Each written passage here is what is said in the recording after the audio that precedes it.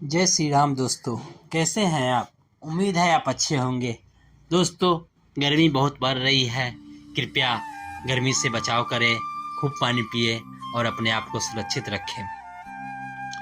दोस्तों, आज मैं आपको जो सुनाने वाला हूँ वो हनुमान जी माता सीता को धैर्य बंधाते हैं, उसी के बारे में है। कृपया ध्यान से सुनिएगा, आपको अच्छा लगेगा। पति के हाथ को सुशोभित करने वाली उस मुद्रिका को लेकर सीता जी उसे ध्यानपूर्वक देखने लगी। उसे देखकर जानकी जी को इतनी प्रसन्नता हुई मानो स्वयं उनके पतिदेव ही उन्हें मिल गए हों। उनका लाल सफेद और विशाल नेत्रों से युक्त मनोहर मुख हर्ष से खिल उठा, मानो चंद्रमा राहु के ग्रहण से मुक्त हो गया हो। पूर्ण रूप से संतुष्ट होकर वह हनुमान के साहसपूर्ण कार्य की सराहना करते हुए बोली, हे वानर श्रेष्ठ, तुम वास्तव में अत्यंत चतुर, साहसी तथा पराक्रमी हो। जो कार्य सहस्त्रों मेधावी व्यक्ति मिलकर नहीं कर सकते, उसे तुमने अकेले कर दिखाया। तुमने दोनों रघुवंशी भ्राताओं का कुशल समाचार सुनाकर मुझे मृत प्राय को नवजीवन प्रदान किया है। हे पवन सुत हनुमान, मैं समझती हूँ कि अभी मेरे दुखों का अंत होने में समय लगेगा, अन्यथा ऐसा क्या कारण है कि विश्व विजय का सामर्थ्य रखने वाले वे दोनों भ्राता अभी तक रावण को मारने में सफल नहीं हुए? कहीं ऐसा तो नहीं कि दूर रहने के कारण राघव का मेरे प्रति प्रेम कम हो गया हो? अच्छा, यह बताओ, क्या कभी अयोध्या से तीनों माताओं और मेरे दोनों देवरों का कुशल समाचार उन्हें प्राप्त होता है? क्या तेजस्वी भरत रावण का नाश करके मुझे छुड़ाने के लिए अयोध्या से सेना भेजेंगे? क्या मैं कभी अपनी आंखों से दुरात्मा रावण को राघव के बाणों से मरता देख सकूंगी?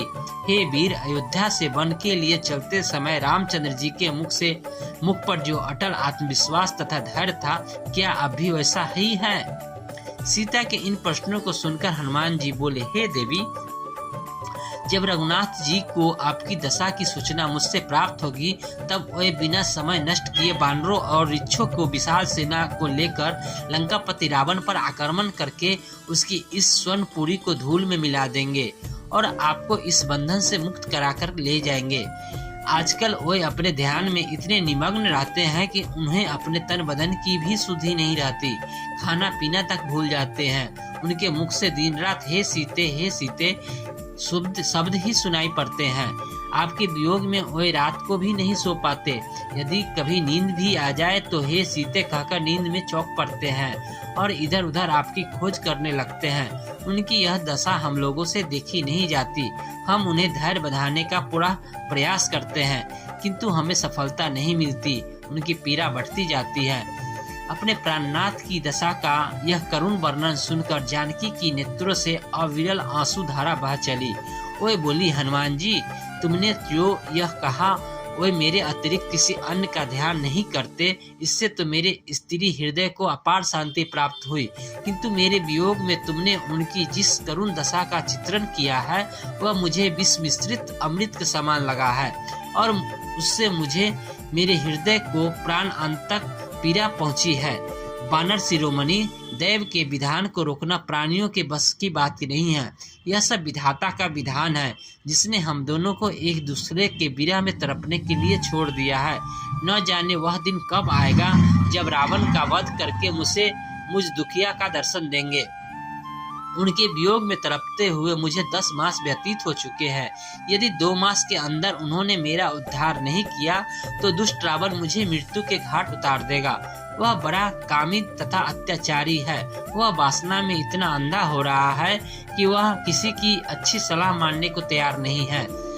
उसके भाई विभीषण की पुत्री कला मुझसे बता रही थी कि किस तरह उसके पिता विभीषण ने रावण से अनेक बार अनुग्रह किया कि वह मुझे वापस मेरे पति तक पहुंचा दे, परंतु उसने उसकी एक न मानी। वह अब भी अपनी हट पर अड़ा हुआ है।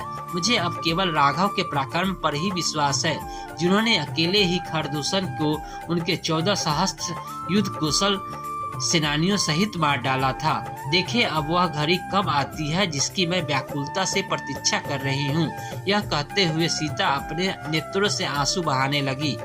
सीता के विलाप वचन सुनकर हनुमान जी ने उन्हें धैर्य बनाते हुए कहा, हे देवी, आप दुखी ना हो।